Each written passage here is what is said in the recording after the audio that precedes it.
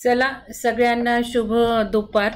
विहंगम techno holistic organisation ही एक NGO आहे, सामाजिक संस्था आहे, विविध कार्यक्रम उपक्रम राबवत असते। आज आपला कोर्स आहे नवीन एकदम वेगळा, जो मागच्या वर्षी झालेला आहे, शंखवादन।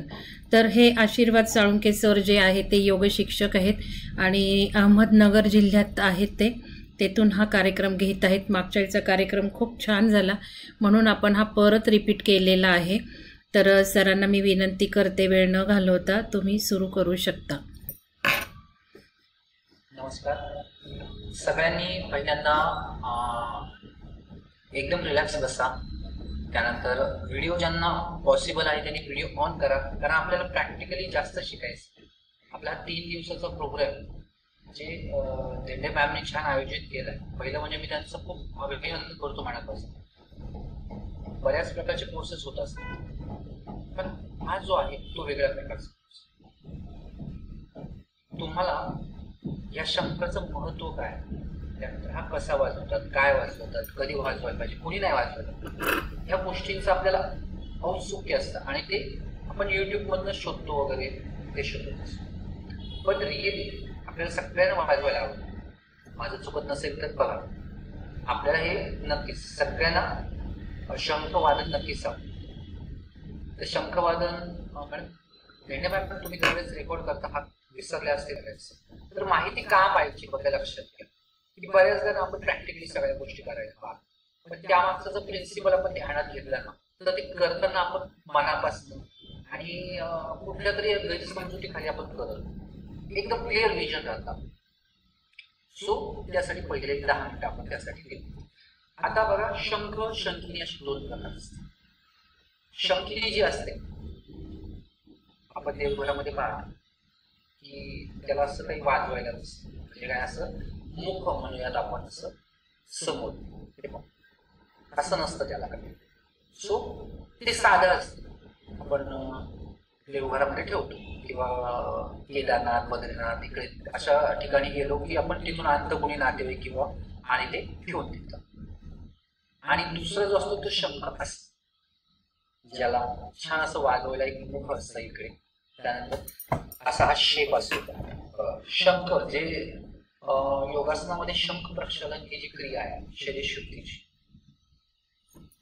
ते ह्या शब्दावरनं वापरलेलं आहे। पोटाचा आकार असो, शंखाचा आकार असतो, आतल्या आतडे वगैरे सगळ्या ऑर्गन्स ह्या शंख असा असतो। लक्षात आलं, शंख शंखी। त्यानंतर हा महाभारतामध्ये किंवा अजून पौराणिक कथांमध्ये आपण पाहिलेले आहे वाजवतो। असे 17 ते 18 प्रकारचे, जवळपास आपण धरूया 20 प्रकारचे, अशी फिक्स संख्या नाही, पण जवळपास 20 प्रकारचे शंख आहे। कोणी कृष्णाने वाजवलाय तो वेगळ्या प्रकारचे महाभारतात, प्रत्येकाने वेगवेगळ्या आपण पौराणिक कथांमध्ये ऐकलेलं आहे शंख वादनाने सुरुवात झाली। सो प्रत्येकाने वेगवेगळे शंखाचे प्रकार सांगितलेले आहेत आणि त्या प्रकाराचं वाजवलेलं। सो कुठलाही वाजवला, आता बघा हा जो शंख आहे, तुम्ही असंही शंख पाहिला असेल की असं बोट ठेवण्यासाठी असं वर असं धारदार थोडंसं असतं, जसं आपण महाभारतात कृष्णाने वाजवताना पाहिलं, तो असं पकड ठेवण्यासाठी एक असतं, तो वेगळा शंख आहे। असे वेगवेगळ्या टाईपचे शंख आहेत, काहींची साईज छोटी आहे, काहींची साईज मोठी आहे, पण तुम्ही कुठलाही वाजवू शकता, त्याला काही अशी हे नाहीये की यांनी वाजवू नये किंवा ह्या प्रकारचा स्पेसिफिक शंख यांनी वाजवा यांनी वाजवू नये, असं काही त्याला काही मर्यादा। फक्त काय की बघा, की कुठलंही मंगल कार्य करायचं, त्याची सुरुवात केली करतात शंख वाजवून। जसं आपण गणपतीची आरती अगोदर करतो, तसं काही शुभ कार्य करण्याच्या अगोदर तुम्ही शंख वादन करू शकता। पुरुषांनी करावं, स्त्रियांनी करावं नाही असं काही, असं कुठं मेन्शन नाही की तुम्ही स्त्रियांनी शंख वादन करू नये, असं काही कुठे मेन्शन, सगळ्यांनी करू शकतात, लहान मुलं सुद्धा वाजवू शकतात। आता आंघोळ करून वाजवायचं की विदाऊट आंघोळ करून वाजवायचं, तसं वाजवायचं, संध्याकाळी वाजवायचं की सकाळी वाजवायचं। सो शक्यतो असं असतं की जेव्हा सूर्योदय आणि सूर्यास्त ही जी वेळ असते, संधिकाल आपण त्याला, त्या संधिकालात वाजवलं तर चांगलं किंवा अनुकूल असतं, कारण याची रेडियस, याची जी आहे शंख वाजवल्यानंतर जो आवाज आहे, त्या आवाजाने आजूबाजूचे विषम हवेतले पाणी आणि मंगलमय वातावरण. मग हे कधी असतं, असं विषाणू मरण म्हणजे ह्या विषाणूचं नष्ट होण्याचं जे वेळ असते, विषाणू एंट्री करण्याची वेळ कधी असते, संधी कालावधी. म्हणजे सूर्योदय आणि सूर्यास्त हा जो थोडा एक 1.5 मिनिटाचा कालावधी असतो जवळपास, जसं अग्निहोत्राचा जो कालावधी असतो तोच. देवपूजा झाल्यावर देवपूजेची वेळ तुमची वेगळी असेल, देवपूजेनंतर तुम्ही वाचू शकता. कधी आपल्याला क्युरिओसिटी असते किंवा लहान मुलं असतात आपल्याला, किंवा आपण नवीन आणला ते कधी वाजवलं तर चालतं, पिरियड्स मध्ये चालतं. सो एक धार्मिकता आहे आणि आपल्या सर्व धार्मिक ग्रंथामध्ये असं उल्लेख आहे, पिरियड्स मध्ये वाचू. बट आपण एक क्युरिओसिटी म्हणून तुम्ही ती वाजवू शकता, पण नियमित तुम्हाला वाजवायचं तर काही गोष्टी आपण स्वतःच फॉलो केलेल्या ह्या चांगल्या. आंघोळ करून वाजवायचं का की विदाऊट आंघोळ, तर हे धार्मिक गोष्टी असतात, धार्मिक शिकलेली शिकलेले असल्यामुळे शक्यतो तुम्ही आंघोळ करून वाजवलं तर उत्तम. ठीक, पूर्वेकडून कुठल्या दिशेला वाजवावं, शक्यतो पूर्वेकडे वाजवा. आता समजा कुणी मुंबईमध्ये राहत असेल, पूर्वेकडे शक्यच नसेल तर ती आपली ऍडजस्टमेंट आहे, पण आपल्याला होता होईल जेवढं शक्य आहे तेवढं पूर्व दिशेला मुख करून वाजवावं. वाजवताना उभं राहून वाजवावं की बसून वाजवावं. तो वज्रासनात बसून वाजवलं तरी चालतं. ज्यांना गुडघ्याचे काय दुखणं असेल चेअरवर बसून वाजवावं. जे तरुण चांगले तडफदार आहेत त्यांनी उभा राहून छान एका हातात पकडून तुम्ही वाजवू शकता. छान उजव्या हातात घ्यायचा आणि ती मित्र आपण शिकावं, उजव्या हातात पकडून तुम्ही छान वाजवू शकता. त्यानंतर ही आवाज जो येतो शंखाचा, तो कसा येतो, तो मूळतः तुमच्या लंग्स कॅपॅसिटी, म्हणजे तुम्ही हवा किती होल्ड करू शकता. प्राणायाम कसं, आपण प्राणायामाचं मिनिंग काय सांगितलेलं आहे की कुंभक म्हणजे श्वास रोखून धरण्याची क्रिया. तर श्वास तुम्ही रोखल्यानंतर तो हळूहळू एक्सलेशन जसं करता त्यानुसार ती आवाजाची तीव्रता आणि तो ड्युरेशन डिपेंड असतो. सुरुवातीला सगळ्यांना अवघड वाटतं, सुरुवातीला टेक्निक आणि तुमची लंग्स कॅपॅसिटी, या दोन्ही गोष्टी डिपेंड आहेत. फक्त लंग्स कॅपॅसिटी असून पण चालणार, टेक्निक पण आपण टेक्निक शिकणार आहोत, पण टेक्निक पण आपल्याला जमलं की दोन्ही गोष्टींमुळे तुम्हाला छान शब्द वाजवायला येतो. आलं लक्षामध्ये. त्यानंतर दिवाळीमध्ये याची पूजा करा, दिवाळीमध्ये याची पूजा करतात. तुम्ही त्यामध्ये तूप घालून ठेवू शकता किंवा रेग्युलर तुम्ही वापरणार असाल तर त्याची छान स्वच्छता पाण्याने केली तरी चालेल, पाण्याने केली तरी चालेल. ठीक आहे, आले लक्षात. शंखाच्या बद्दलची जे काही आपले विचार किंवा काही प्रश्न ते असतील तुम्हाला विचार, म्हणजे थिअरी होती पण प्रॅक्टिकल करतात याबद्दल, म्हणजे माझं काही सांगण्याचा पॉईंट राहिला तरी तुम्ही कव्हर करा. छोटे असतील तरी विचारा. प्रॅक्टिकल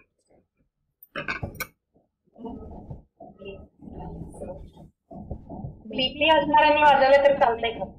व्हेरी गुड, छान प्रश्न. हा जो शंख आहे तो आपण वाजवतो तरी शंख कुठे ही ऍक्च्युअली लंग्स कॅपॅसिटी म्हणजे श्वास रोखण्याची, आणि बीपी ज्यांचा आहे हाय बीपी विशेष त्यांना श्वास रोखणे हे रिस्ट्रिक्टेड किंवा श्वास रोखून नाही. पण 1 मिनिट, आता हा आपण शंख वाजवण्याचे तुम्ही युट्यूबवर जाऊन पाहिले तर काही नाही की 5 मिनिट खूप झालं, 5 मिनिट वाजवणं हे म्हणजे खूप मोठी गोष्ट आहे. पण आपल्याला 1 मिनिट जरी वाजवलं तरी मोर देखील खूप. तर बीपी असणाऱ्यांना, हाय बीपी असणाऱ्यांनी 30 सेकंद 40 सेकंदाची श्वास रोखण्याने काही श्वास रोखूनच धरायचा असं नाही, आपण तो रिलीज पण करणार आहोत. त्यामुळे बीपीवरांनी खूप वेळ श्वास रोखून खूप वेळ तो शंख वाजत होईल याचा अट्टाहास न करता तो कमी वेळ आणि आरामात तुम्हाला जसं वाजव छान वाटतं अशा पद्धतीने वाजवला तर चांगलं. सार काय असतात, हाय बीपी वाल्यांनी थोडा वेळ कमी वाजवायचा, इतरांना श्वास रोखण्याची जास्त वेळ क्रिया करायची, वाजवू शकतो काय आहे. अंदाज पण घ्यायचा. प्रत्येक गोष्ट कशी असते, थोडस एकदम असा फॉर्म्युला नसतो. हे आपण कसं डोकं दुखलं की लगेच टॅबलेट आणायचं फॉर्मॅट करतात. इथे तसं नाही. समजा हाय बीपी तुम्ही वाजवत गेला, तुम्हाला अंदाज आला मला त्रास, थोडं कमी करायचं, तुम्हाला नाही वाटलं थोडं वाढ, असं trial and error and observe. Next, माहितीबद्दल प्रश्न विचारा. प्रॅक्टिकल आपल्याला चालू करायचं 2 मिनिटात बघू.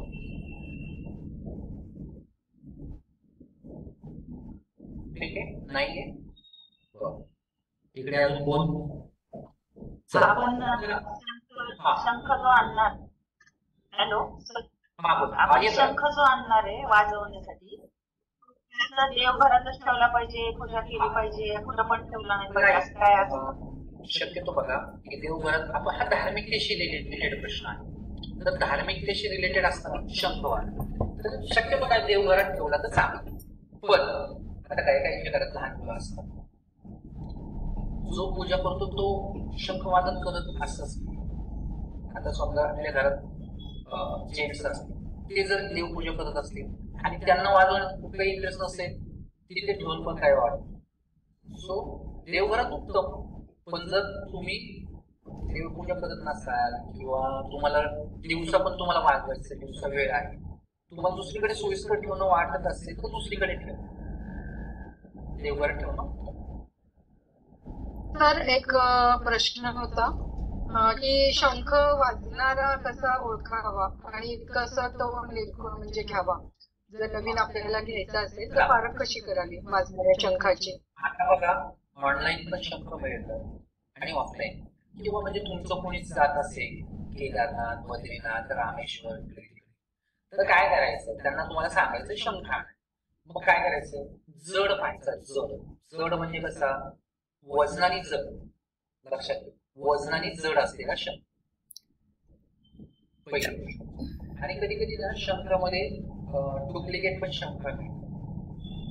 आता तो ओळखण्याचं म्हणजे काय, ऍक्च्युली तिथं तुम्हाला मात्र थोडस विश्वसनीय कोणी असेल तर त्याच्याकडून शंख घेणं गरजेचं आहे. आणि अजून एक ऑप्शन की युट्यूबवर तुम्ही सर्च करा, काही अशी दुकानं आहेत की ते ऑनलाईन पण शंख विकतात आणि ते त्यांचे व्हिडिओज अवेलेबल आहेत की आम्ही ओरिजिनल कसा आहे शंख, तो बाहेर कसा मिळतो, डुप्लिकेट कसा आहे. 2 शंख एकमेकांवर आढळल्यावर दोन्ही फुटतात, हे डुप्लिकेट ओळखण्याचं एक तंत्र आहे. पण आपण हे प्रॅक्टिकली करू शकत नाही. आपण हे प्रॅक्टिकली करू शकतो. त्यातले एक उपाय ते आमच्या दरवाजा, पण त्यातले त्यात आपण काय करू शकतो बघा. मी युट्यूबला व्हिडिओ पाहिला होता की ते ऑनलाईन दाखवतात हा डुप्लिकेट आहे आणि ओरिजिनल आहे. तर तुम्हाला ऑनलाईन सुद्धा अवेलेबल. एक मिनिट,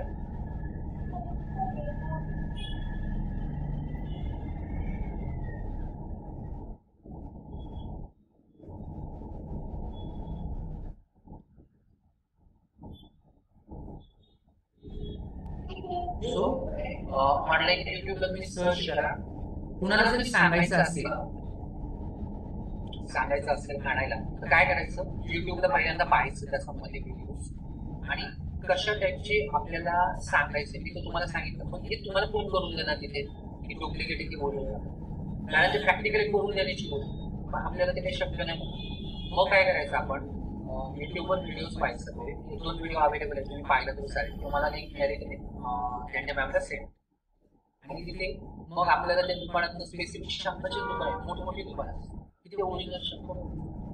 पहिली गोष्ट म्हणजे जड शंख, जड पाहिजे आणि मोठा घ्या. असं छोटा नका, बस वगैरे छोटा शंख ऍटलिस्ट हे बघा, ऍटलिस्ट ह्या आकाराचं दिसतंय, ऍटलिस्ट ह्या आकाराचं. कोणाकडे असेल तर त्यांनी दाखवा. हा ठीक आहे, ऍटलिस्ट ह्या आकाराचं. Okay, good. हा आलं लक्षात? ओके. आणि आपल्याकडनं घेऊ नका. आपल्याकडनं म्हणजे काय, तुम्ही लोकल समुद्री पुण्यात असेल, नाशिकला असेल, सातारा, सांगली, म्हणजे हे काही समुद्र किनाऱ्याचे प्रदेश नाही. जिथे ते आहे ना तिथे सुद्धा ते, इकडे नाही. इकडे काय करते सांगते, त्यामुळे शक्यतो तिकडेच कोणाला सांगायचं नाही. त्र्यंबकेश्वर वरून आहे, पण कसं आहे की ते पण कुठून तरी आणणार, अजून पैसे लावून विकणार. सो म्हणजे आपल्याकडे जर आपण थोडी समुद्र किनारी येणार असं असतं. त्यामुळे ते काही जबाबदारी घेत नाही की डुप्लिकेट आहे की ओरिजिनल. ते काही जबाबदारी कुठलीच म्हणजे नगरला फक्त मी नगरहून बोलतो आहे त्या इथे पण मिळतं एका ठिकाणी, पण ते अशी काही रिस्पॉन्सिबिलिटी सांगत नाही. तिथे तुम्हाला भरपूर व्हरायटी पाहायला असं असतं. पुढे गेलं ना त्यांना सांगायचं फोटो काढून पहिले पाठवा, मग लगेच तो पाहायचा वजनदार आहे का त्यांना चेक करायचं. ते दुकानाला सांगायचं वाजून दाखव, व्हिडिओ कॉल पाहायचं, असं चेक करायचं.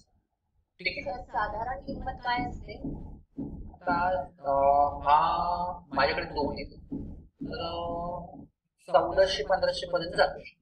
तिकडे तिकडून आणतो असा 1400.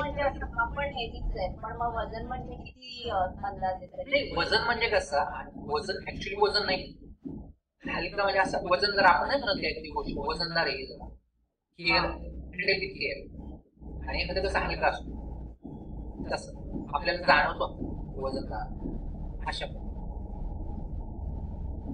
Okay, any question? सर हा हा मेसेज ऍक्च्युली आम्ही पंजाबी आहोत, आमच्याकडे शंख मिळत नाही तर, आणि मेसेजवर होतं की शंख कुणाकडनं तरी घेऊन या किंवा असायला पाहिजे. तर मी आता एक शॉप मध्ये गेले होते, त्यांच्याकडनं मी हा शंख आणला. हा छोटा मिळाला मला, मोठा नाही मिळाला. ठीक आहे ना, आता वाजवा तुम्ही, प्रॅक्टिस करा. वाजेल का? कुणी हा चालेल. हाय मग काय का त्याला असं खूप छोटे, पण ठीक आहे जाऊ द्या. कुणी तिकडे जाणार असेल ना त्याला सांगून आणि मला त्यांनी काय दाखवलं, मी त्यांना विचारलं की बचताय ना, तर त्यांनी मला असं दाखवलं. आता असं आवाज नाही, येतो ना? वाजून दाखवा व्हिडिओ. जो कुणी जाणार असेल ना तुमचं नातेवाईक त्याला काय म्हणायचं, तिथे गेलं ना मला एक व्हॉट्सअप व्हिडिओ कॉल आणि जो बंधारा माझं वाजून दाखवतो वजनदार. जे नातेवाईक घेणार त्यांना म्हणायचं वजनदार आहे पहा, दुकानदारांना म्हणायचं बहु नातेवाईक. तर हा वजन लागतोय खरं मला हाताला, वजन आहे. जो आपला रिलेटिव्ह गेलाय त्याला पण कदाचित माहिती नसतच, तो तुम्ही तसं मी आणलं, आपण म्हणतो हे नव्हतं पाहिजे, असं कन्फ्युजन होऊ द्यायचं. त्यांना व्हिडिओ कॉल करा, 2 मिनिटं लागते, दुकानदार मला वाजून लावू, आणि जो रिसिव्ह करणार त्याला मला वजनदार आहे का ते सांगतो, बस. बाकी परत करू का सर? नाही आता राहू द्या, परत आता कोण घेणार आहे, तो परत कोणी घेत नाही. तुम्ही जाणार असेल त्याला दुसरा आणायला सांगा, मोठा. आता याच्यापेक्षा मोठा मिळतो, मोठा आणायला सांगायचा नाही, मोठा छिद्र असलेला. सगळ्यांनी नीट पहा, छिद्र पाहिजे, बारीक करून नको त्याचा, मोठा असं छिद्र पाहिजे. ठीक आहे, ओके चला. थेरी पाठ काय राहिला का आपला? अमेझॉनवर सर, अमेझॉनवर आहेत लिंक, आणि तिथे रिटर्न करू शकतो आपण. सगळ्यांना मी सांगते रिटर्न करू शकतो, त्यामुळे ते एक चांगला सोर्स आहे. मला विचारलं पण मी काय मार्केटिंगमध्ये मी म्हटलं इंटरेस्ट नाही, कारण आपण सांगणार आणि मग व्यवस्थित आला नाही आला तो आमचा भाग नाही ना.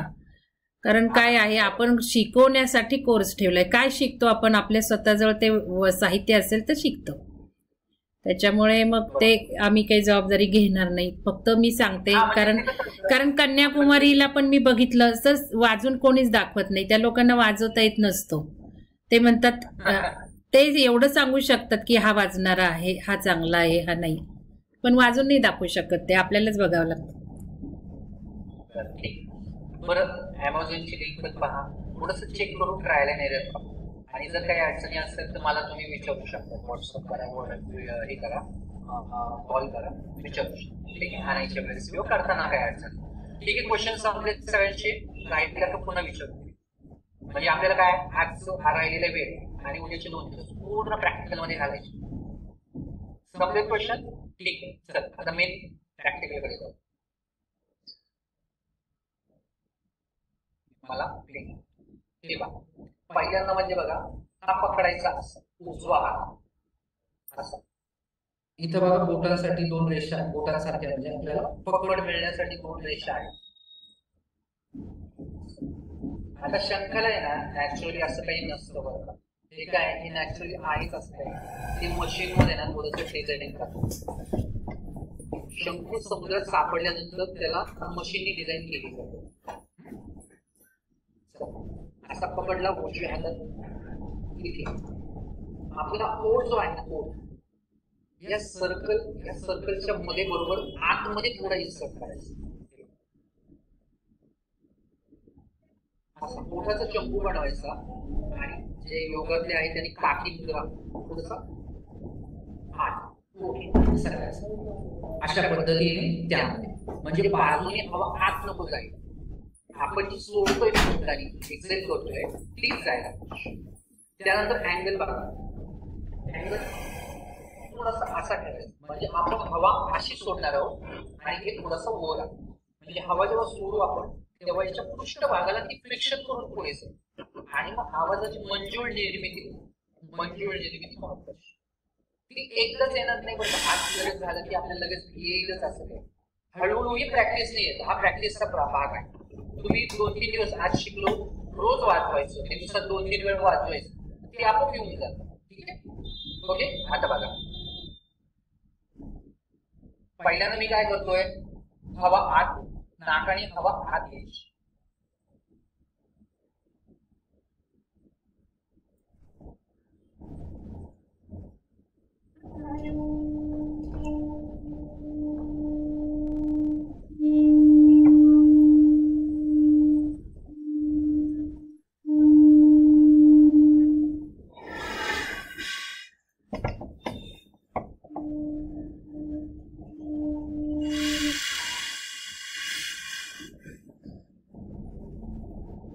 लक्षात आपण काय प्रोसेस केली. पूर्ण इनहेल केला श्वास नाकाने घेतला. त्यानंतर हवा आपण तोंडाने सोडली. या दरम्यान आपण नाकाने श्वास घेत नाही. आता लक्ष तिकडे नाही द्यायचं की नाकाने श्वास ओढायचा मग पुन्हा घ्यायचा नाही. आपोआप तुमचं लक्ष इकडे जातं. लक्षात घ्या करायचंय काय आपल्याला. श्वास घेतलाय आपण हवा आत घेतली नाकाने आणि तोंडाने सोडतो. मग ह्या दरम्यानच्या बाकीच्या गोष्टींकडे लक्ष नाही द्यायचं. मग आता श्वास कुठून येतोय काय ते बाकी लक्षच नाही द्यायचं. फक्त एकच लक्षात ठेवायचं नाकाने आपण श्वास घेतलाय तो होल्ड करून हळूहळू तोंडामध्ये आपण सोडतो. आलंय लक्षात ना. प्रोसेस लक्षात आली सगळ्यांना. ओके पुन्हा एकदा दाखवतो केअरफुली पहा.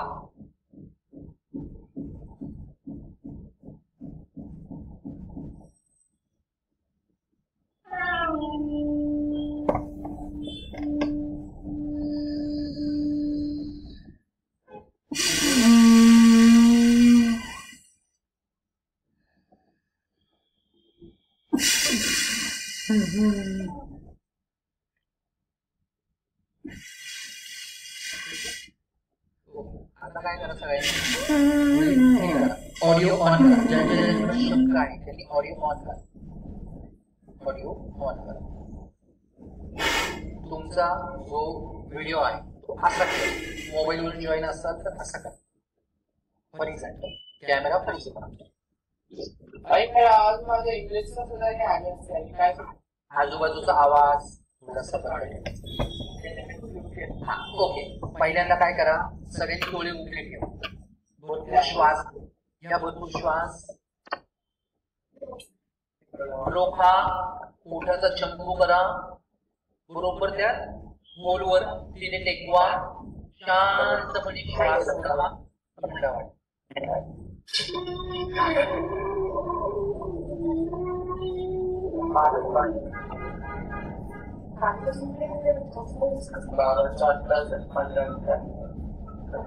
वेदांत छान वाजवलंस. मागच्या वेळेस पण होताच वाटतं तू बरोबर ना.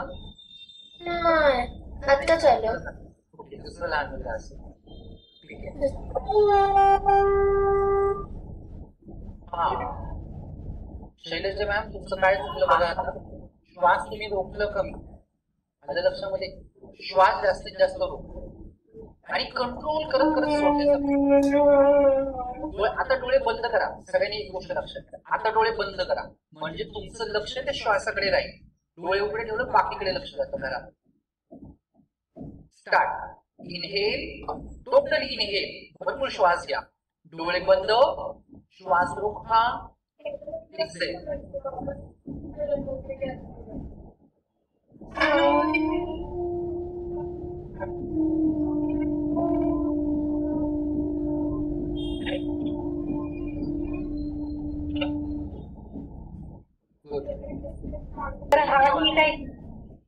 सामान्य मॅम चालेल का? वाजवा. हा कुठे आडवा तर करा, हा चालेल. हॉरिझॉन्टल करा. त्यांना मॅम आडवा करा, हॉरिझॉन्टल करा. मला पूर्ण दिसू देत तो. नाही तो पण नाही वाजणार, तो नाही वाजणार. एक मिनिट सगळ्यांनी ऐका. थांबा थांबा, कोणी बोलू नका. एक मिनिट ऐका, एक मिनिट ऐका सगळे. थांबा थांबा थांबा. उद्या एक मिनिट, उद्या आणि परवा आपल्याला प्रॅक्टिस करायची. तर कोणी ऍबसेंट राहू नका. तुम्ही ऍबसेंट राहिल्यावर तुमची प्रॅक्टिस प्रॉपर होणार नाही. तुम्हाला कुठं चुकतंय आपल्याला ते पण पाहिजे. प्रत्येकाचं एकेकाचं सेपरेट पाहणार आहोत, म्हणजे कोणाला ग्रुपमध्ये असं आलं नाही असं होणार. त्यामुळे तुम्ही उद्या आणि परवा व्यवस्थित प्रेझेंट करा. असं करू नका की आज शिकलो उद्या परवा बघून नाही जात, असं नका. सिन्सिअरली करा. ठीक आहे, चला स्टार्ट.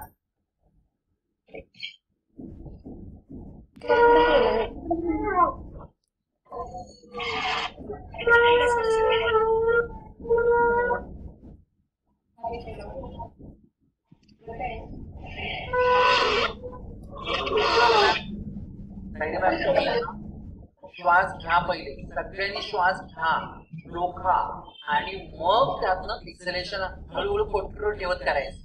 फक्त हवा नका सुरू.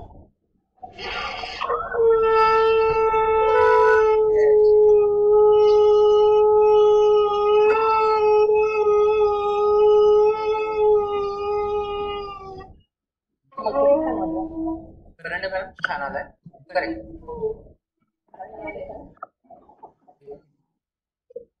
वाजवत राहा, माझं लक्ष आहे.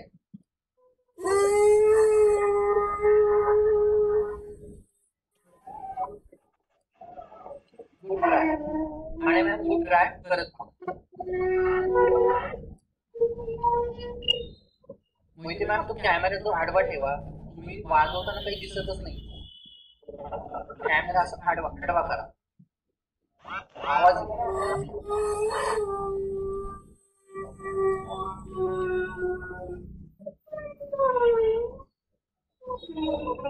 त्यांचं छान जमलंय ना वाजवू म्हणून त्यांनी वाजवत राहा, थांबू नका. ठीक आहे का?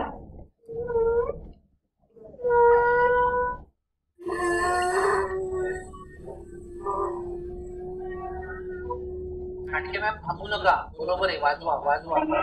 श्वास घ्या सगळ्यांनी. फोकस कशावर करा? श्वास घेणं रोखण्यावर फोकस करा आणि मग आवाजाकडे पहा. तोपर्यंत त्या आवाजाकडे पाहत म्हणजे आवाज तुमचा कमी जास्त येईल, बारीक येईल, जाऊ द्या.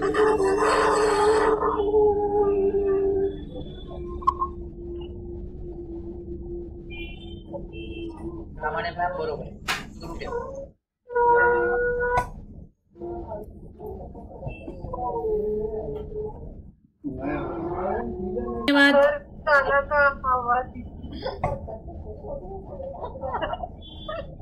तर मुख्य म्हणजे काय की याचे लिमिटेशन.